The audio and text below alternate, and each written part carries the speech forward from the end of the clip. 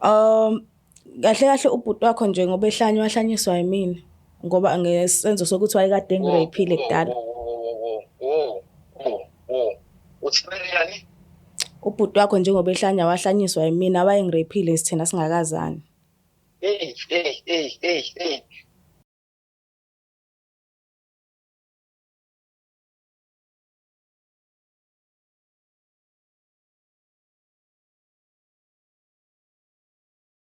Sanibingelela nonke emakhaya ku-Black Life TV. Kwesinye isiqephu esisikhipha izimfihlo nihleli no-Lungstar. Namhlanje vashela udadewethu osunemfihlo afisa ukuyidalula kumuntu wakhe. Sawubona njani? Ngiyaphila sesinjani? Ngiyaphila. Cebingelela ababukela emakhaya ushuthi uqhamuka kunendawo. Ngiyanibingelela ababukela emakhaya. Ngiqhamuka endaweni yaseMpangeni. Uqhamuka empangeni. Ubeke yini lesi sihlalo sobukhosi? Yini lengaka? Ngize la ngoba nginemfihlo enkulu engifuna ukuyidalula kumuntu wami engizwana naye. Umuntu othandana naye seneminyaka emingaki nithandana? Sesina 5 years. Na 5 years. Yeah. Okay, indaba iqalaphi izibe imfihlo nje. Indaba iqala ekuthenini ubhuti wakhe omdala ngiyamazi before ngazi yena. Okay. Kodwa angimazi ngesenzo esihle. Okay, what happened? Before ngizwane nomuntu wami, umuntu wakhe ngahlangana naye wangirape. Wangirape ngangiphuma eklabhini. Ophuma eklabhini? Yebo. Mina ukuthandana kwami nobhuti wakhe bengazi ukuthi babandawonye. Imake before sigijimise ukuthi-ke nabo ungazi bandawonye. I-rape wawuhamba wedwa noma kwakufana nokuthi mhlawumbe khona akufayela kuyona lapha eklabhini wase yakunukubeza? Ngisho ukuthi ngangihambe nabangani so kwanesimo esithizeni sangabe sisazwana ngase ngiyadikila mina ngahamba endleleni anti ngizohlangana naye. Wahlangana naye ubhuti? Yebo ngahlangana naye endleleni. Okay, so kwase kwenzakalani-ke sekuraphile? Esengiraphile kwaba into nje yaphela kanjalo because nami kwakuwumuntu engangamjwayele, into engayiripothanga. Angiripothanga, into nje ingahlala kanjalo ngangatshela umuntu futhi. But ubuwazi umndeni wakhe lowo muntu? Cha, umndeni wakhe bengingawazi kodwa yena bengimazi nesithombe besilokhu sibuya bengingamkhomba. Okay. So manje uthola kanjani ukuthi-ke na uhlobene nomuntu wakho kwa-5 years? Ngithola mase ngivakashela umuntu wami kubo. Sekuhlangene umndeni ukuthi hawu lo bhuti anto wala ekhaya. So kwase kuyabuya-ke lokhuya. Manje-ke ileyo nto bengihlupha kakhulu. So manje why after 5 years ufuna ukulokhuza? Ufuna ukuconfessa ikhona into oyenzile mhlambe? Why ufuna ukuconfess? Like I'm trying to get ukuthi why uze lana uzomtshela le ndaba ungabe umhlalise phansi wamtshela ukuthi-ke na ubhuti wakho wangidlengula. Ngenxa yokuthi senze senza kumina bengilibele ngesikhumbula so ngabona ukuthi ngoba vele useseduze ngathola i-chance okuyiphiniselela. Ngayiphiniselela ngase ngiyamhlanyisa ngokuthi ngimhlanyise. Manje lento iyangihlupha ngoba ubhuti wakhe uzahamba ashiye mina la endlini ahamba ayobheka yena esegcwele izintaba. Mina ngibuye ngisalela lento isale ingihlupha ingidle emqondweni wami ukuthi kumele ngiconfess ngoba imina engenza lesi senzo. Okay, uma umhlanyisa wayapi? Wathola umuthi kuphi? Ngahamba ngaye enyangeni thizeni ngahamba ngayo kuyona yafike yanginikeza umuthi because ngangafuna umbulala ungaze kuthiwa sengikhipha umphefumulo womunye umuntu. Mina nje kahle kahle ngangifuna ukuyiphiniselela. So umuthi enyangeni yathi inyanga wenze njani lo muthi uzahlanye yena? Umuthi abanginikeza wona kwathiwa ngasebenzisa isithombe sakhe. Kwangekho nzima vele ukuthi ngisithole since engwasemndenini. So isona isithombe engasinikeza inyanga yafika yakhuluma naso-ke. Isithombe yenza izinto zayo yahlanganisa kanjalo. So before ahlanye nike nabonana naye ubhuti noma yena akasakukhumbula wadlengula intombazane nje wayidlulela waqhubeka phambili nempilo? Wayiqhubekela phambili nempilo kodwa engakunothisa kuye ngoba sibonana umndeni wawuhlangene engakunothisa wayengibona. So wayengibona and kumbona kwami akakhombisi ukuyisola. Uyangibona yena kodwa akanakho nje ukuyisola yabo ngazi ukuthi nje akwenzakalanga lutho. So ngabona nami awumconfrontanga futhi awumbuzanga ukuthi-ke na uyakhumbula ukuthi wenzani kumina? Into eyenza ukuthi ngingambuzi ngabona ukuthi mangabe ubhuti wakhe ngi-introduce kuyena unakho ukuthiwa ngabona ukuthi okay nami vele ngiyambona so ngabona lapho ukuthi uyazi uyakhumbula futhi. Okay. So manje-ke ngoba uthi-ke nasenibe kwi-relationship for 5 years umhlanyise nini? Ubhuti wakhe sekunonyaka. Ngoba ngikhuluma kulo 5 years kusho ukuthi bese kuphelile 4 years. Okay. Sithandana. Ngoba uthi-ke na uyabuya kushiye ayombheka ey'ntabeni uduka nezwe kuphela noma kukhona okunye akwenzayo ukukhombisa ukuthi uyahlanya? Uyahamba nje entabeni mahlangana nomuntu wesifazane afuna ukumbamba phela vele abantu maseke kwezinye indawo ashawa abantu ukuthi ufuna ukurepa. So abantu bayamshaya hayi ukuthi uduka kuphela uhamba eshawa ke lapha hamba engene nasemzini yabantu efuna ukurepa futhi. Okay, ngaphandle kwakho kuba waziyo le ndaba futhi. Bengaze ngitshele umuntu because angitshelanga ngisho abangani bami yangidla nje. So inyanga wayithathaphi? Inyanga ngayikhulumela nomuntu nje engahlangana naye eTexini nje ngimbuza ukuthi mangathiwa uba nesenzo kanje ungenza njani. Hayi wase ayisho nje like naye angichazanga ukuthi mina lo ngikhuluma ngaye. So ngase ngiyambuza ukuthi khona mhlawumbe inyanga ayaziyo wase yangiyalela ke. Angapholisa amaseko ke ngashona khona. Ngashona khona. So upartner wakho umuntu onjani? Mawuyezwa lolu daba ucabanga usuzothatha kanjani? Yena uya understand kodwa makuza ngakumfowabo angiboni ngoba babili kuphela kuma wakhe. And kufanele lento imhlukumeze ngalendlela emhlukumeza ngayo.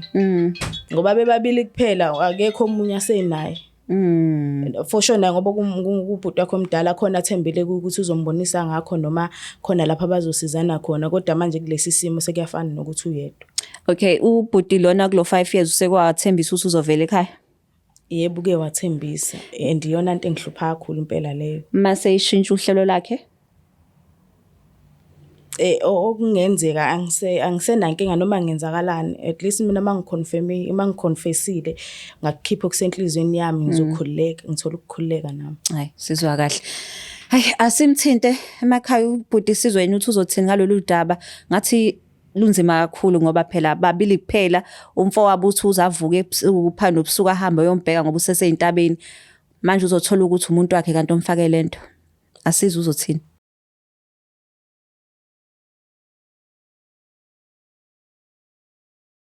Asimthinte usuready ukukhuluma naye? Yebo. Okay, nanzireka.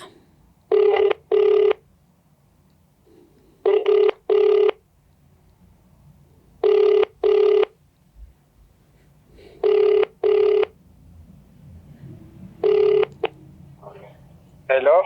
Sawubona njani? Ngiyaphila njani? Ngiyaphila. Ukhuluma noLungstar lawo kaBlack Life TV. Singawazi ukukhuluma? Yebo singakwazi. Ngiyabonga. La e-studio ngihleli yena nopartner wakho. Kuhlelo oluthi sikhipha izimfihlo. E-studio kaBlack Life. Oh okay sis. Ngihleli nopartner wakho kuhlelo oluthi sikhipha izimfihlo. Oh okay. Uthi unemfihlo afisa ukudalula yona ungakwazi ukumlalela?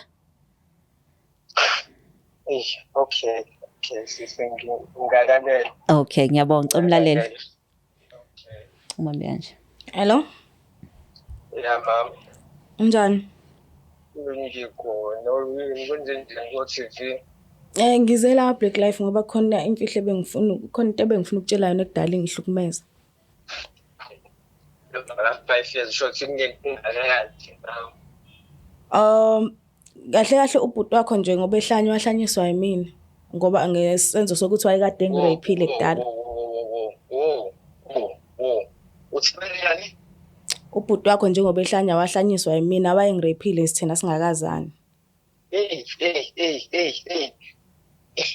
Ngeke emva kwa 5 years wonke ngithi ngiyakwazi iyona into ozongitshela yona le manje into yanini leyo uyenze nini lento yenzeni senginonyaka ngayenza sifile 4 years sithandana uzokwenza lethu ungicabangela kanjani nami ngangithi ngiyayiphiniselela ngento ayenza kumina yonke lento esengikwenzele yona ngithi ngizovela kini iyona into wena okwazi ukuyenza le kumina emva ka 4 years uzohlangisa ubhuti wami umuntu okwazi kahle ukuthi uyena umuntu engisele naye empilweni. Nami ayikho into engangizoyenza angibona ku-right ukuthi ngiyiphindiselele kuyena. Uyenza manje ukuthi uzongitshela ukuthi ubhuti wenze lento ikhulunywe leyo nto kucaca ukuthi wenze kanjani. Ubhuti wakho wakhombisa ungayesoli, so ngabona nami kungcono ukuthi ngiyiphindiselele ngoba ngabona mangimbona ukuthi uyakhumbula ukuthi kwenzakalani and wangakhombisa ukuyisola. Into owayicabanga yafika kuwena ekhanda ukuthi wena fanele u-revenge. Wena ukube kuthiwa kuwena ucabanga yini yayingafika kuwena kwelakho-ke ikhanda. Manje yabo manje Wena cha nawe zifake kwezami icathulo. Nawe uma ungayifaka kwezami icathulo nawe-ke uzifake kwezami nje ubone ukuthi nawe umuntu engayisola enza into embi kuwena wena wawungenza njani. Mhlawumbe wena wawungenza okuwese, at least mina ngacabangela ngoba usakhona ngisho kuba khona. Leyo nto ngikholwa ukuthi ungayenza excuse. Ngisho ukuthi kwakumele ngenze njani mina ngimbuke ngimshayela ihlombe ngithi right into ayenza kumina. Ngivuka ngishiya endlini ngihambe ngithola amakhozi ukuthi lo muntu uyadwanguza kwa-freeway kunjani. Wena imbangela yalokho. Yebo ngiyazi ukuthi mina ingakho bengifuna ukutshela ngoba kuyangihlukumeza lokho. Okay. Mina-ke manje ukuthi angithini kulento ngireacte kanjani yonke lento ekade ngithi mina fanele yenzeke into ekufanele yenzeke nini kanjani njengoba manje sekukhona uma ucabanga mina ngizophinde ngikuthembe kanjani emva kwayo yonke lento. Uyabona ukuthi ngempela uselfish because lento phela into okufanele ungitshele yona into eyenziwe ubhuti wami le okufanele ngiyazi mina ukuthi into eyenzekile le kuwena. Wena mangabe ucabanga wena yini wayoyenza lapho wayovuma ukuthi ngimthathele inyathelo njengobhuti wakho noma wayothatha since mina sengizwana nawe since owakini wawungeke ushutha ngimxolele. Awuyanga ngani epolice stage futhi into awukadishosile vele le. Ukuthi phela after isenza ngiphindanga ngambona right now into engiyibonayo mina njengamanje ukuthi wena ngiyamfuna vele ubhuti. Umfuna nami wadecide ukuthi uma inazo ubhuti ekuthaneni cha ubhuti wakho bengamazi ukuthi ubhuti wakho kade mina ngingakahlangani nabakini bengamazi ukuthi wakini benganazi ngisho ukuthi nabandawonye so ngathi mangimbona kwabuya lokho. Kulwe kanjani yonke lento emva ka4 years unyaka wesi5 lo usithandana nawe ikhani uzongitshela le yonto ngesikhathi mina sekufanele ngiyovela ngingenze zonke lezi zinto ngikholwa kanjani mina ukuthi wena wa-rage. Amaphoyisa wona ayazi ngalento ukuthi wena wa-rage. Cha ngitshelanga muntu. Cabanga manje uyabona mina fanele ngikholwe leso story mina fanele ngixolele mina fanele ngibe laphi kuyona yonke le situation. Singahlala phansi sikhulume lento sizama ukusiza ubhuti wakho ngendlela esingamsiza ngayo ngaphindela mhlawumbe kule nyanga engangiyeke kuyona sikhulume mase siyabona ke lapho ukuthi khona indlela eyaphambili. Yabona angikwazi ngisho umuntu wenyanga uyangidida kwangempela masukhuluma kanje. Cha umuntu wenyanga vele angiyena kodwa ngayiso ukuthi ngifuna ukuyiphindiselela ubhuti wakho. Base kufanele uyohlanyisa ubhuti wami. Yebo ngoba ngangifuna ukuyiphindiselela. Yebo ngoba ngangifuna ukuyiphindiselela. Selfish. Yazi uselfish. Ngeke size yabona lo mshado ngeke uzube khona mawukuthi lento asiyikhulumi ezomndeni because lento ngeke ngize ngikwazi because yabo manje angisazi ngisho even umndeni wakho because angazi ukuthi yonke lento into ithathe angisanithembi angiyabo manje angisanithembi wangempela angisanithembi ayisekho futhi into ezongenza ukuthi nginithembe wena nomndeni wakho because angazi ngempela ukuthi lento oyenza into ithathephi. Manje ngeke ungithembe ngisho singahamba siyomsiza ubhuti wakho ngesenze esirong asenza kumina yena usazoqhubeka abe right kodwa mina namanje ngiyakutshela ukuthi angikhohliwe akwenza kumina. Angazi sayixoxa le angazi ukuthi ngizothi mangifika endlini ngizobe nginjani. Understand angazi ukuthi ngizobe ngibuka kanjani ngesikhathi kufanele ngikubuka understand serious ngiyafisa ukuyi-understand lento mhlawumbe angazi mhlawumbe kufanele ngike ngithi ukuba away ngikwazi ukuthi ngiyicabange lento because yabo manje angizazi ukuthi ngicabangeni angazi noma ngibuye noma ngingabuye yabo nje angi-understand njengamanje. Ake sithi kahle kahle vele mina into ebengizele la bengifuna ukuconfessa kuze usuke lo mthwalo kumina. Ake ngithi noma isiphi isinqumo ozosithatha ngizosamukela. Hayi angazi. Ngizobona mangibuye endlini. Hayi ngizoba ngifike konke sokhuluma mangibuye endlini because right now ngisadinga ukushaya umoya kancane. All right, bye. Okay. Sawubona bhuti. Yebo sisi. Unjani? Angisekho right so angisekho nje right kakhulu. Hayi no ngiyakuzwa phephisa ngalapho kodwa khona okubuhlungu okushoyo lokhu uthi selfish. Lokho okuthiwa mdlengula kona uyakuzwa? Siswami yabona khona lento ekuthiwa umthetho. Umthetho udila nama cases afana nawe lawo. Yabo manje mina understand ukuthi fanele because emva ka 4 years nithi senikunyaka wesi5 yonke into uyitshela ukuthi right kuhle yonke into umuntu wakho uyitshela ukuthi uyamazi and all of a sudden usekuhlalisa ubhuti wakho nikuyona leyo relationship understand ukuthi ngempela mina kufanele ngenze kanjani angazi because yabona ukuthi umrapile engabe manje kukhulunywa ukuthi sehla senyuka izinkantolo lokho ngabe ngiyakunderstand. Oh so if sikhuluma ngomuntu engivuka eyintatha ehlangana nabantu abahlangana naye ezindaweni uyashawa lo muntu engikhuluma ngayo. No ngiyazwisisa lapho kodwa ke kuyiphathi ukuthi urapile uzwa kanjani uma uzuthi ubhuti wakho wenze lokho umuntu othandana naye?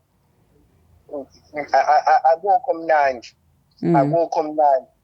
because yabo engabe bekukhulunywa ngomuntu ophilayo ngokomqondo njengamanje ngabe kwayena useyazi ukuthi angekho right ngabe uyazi ukuthi manje sekunama boundaries ngabe uyazi manje ukuthi ngeke ngize ngikwazi ukumkhiphela imali yebail just because wenzele angiyisupport into ayenzile. No ngiyakuzwa ukuthi ke naka akuthembanga ukuthi eze kuwena azokutshela udaba nikwazi ukuthi nimbophe. Angazi kwangempela siswami angazi. Phephisa siyabonga kodwa ukuthi ukwazile ubamba icall yethu siyaxolisa kakhulu. Hayi ngiyabonga. Okay. Nami ukuthi sengiyazi ukuthi ubhuti wami uyahlanya nje isimanga sengoduso yami.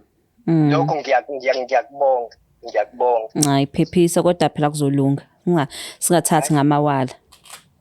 Hayi angazi swami. Inhliziyo ayiphakelwa njengoba neyakhe ingaphakelanga nje angazi sinenhliziyo kodwa ayiphakele. Hayi siyabonga kakhulu bhuti uthi uthatha call yethu. Okay swami. Okay bye bye. Uzizwa unjani ngoba usumtshelile ngiyabona kuvesana kwanye amaphaphu kunina noba u2? Ngasho ukuthi noma ngingasazi isinyathelo azosithatha ukuthi siphi kodwa mina umthwalo engazuthi wehlile emahlombe nje. But uyayizwa nayo icry yakho ukuthi ke na how sithandana uzanga ngani kumina sidile nayo le issue sobabili. Ngiyayizwa kodwa mina ngayitshela ukuthi ngeke ngize ngikwazi ngoba umfowabo lo obvious ngamvikela mhlawumbe ngeke azathathe ngisho isinqumo sokuthi simuse emaphoyiseni uzomvikela mhlawumbe ethi ayidlule kanjalo ayixoxe idlule. Awusho ke uma ukuthi uthi umfowabo musize ke nithoye lo mama lo wamhlanyisa mhlawumbe akwazi umsiza uzokwazi ukwenza lokho? Ngingakwenza lokho since phela into eyenza ukuthi ngiconfess ukuthi ngiyathanda ukuthi naye akuthola usizo. Kodwa ubhuti wakhe sekuyoba kuyena ukuthi mase right uyafuna ukumphanisha ngendlela amphanisha ngayo noma wenza kanjani kodwa ke mina ngiyafuna ukuthi asizakale akuthola usizo ngoba phela angena umuntu omubi ngaleyo ndlela nami ngangenzisa ukuthi ngiyayiphiniselela. I think now awudini umbona lo muntu every day kuma family events umbona ujabule yena. Yebo ngathi akwenzakala ngalutho. Yes no I understand but ikasithemba ukuthi nizoyithola common ground noba u2 ngabhidli kuphela irelationship yenu ngenxa yemistake enzo umuntu ongenandaba. So nayo usadiniwe nawe wabdinwa phakama amaphaphu but I'm sure mase ingqondo seyibuyile seni calm nizokwazi ukukhuluma ngayo le ndaba. Ngithemba kanjalo nami ukuthi sizokhuluma kahle into eyaphambili. Uma ngabe se-right ngizomlinda abe right. Yeah, asithembe kanjalo. Yo, nizwele-ke babukele emakhaya ukuthi le ngathi inzima kakhulu. Ubhuti ngala uthi yena kodwa wawungazi ngani kumina siye emaphoyiseni usesingala naye wayedinelwe ngenxa yokuthi ubona lo muntu uyagalavanta nje kungathi ke nakwenza kangalutho nawe wathatha esakhe isinqumo. Kodwa ke kupheleni kosuku umndeni asithembe ukuthi bazokwazi ukuthi ke nabayilungise le ndaba baqhubele phambili nobhuti athole isigwebo esimfanele. Siyabonga kakhulu ke Black Life TV. Please don't forget to share, like and subscribe. NguLungstang ngithanda kakhulu.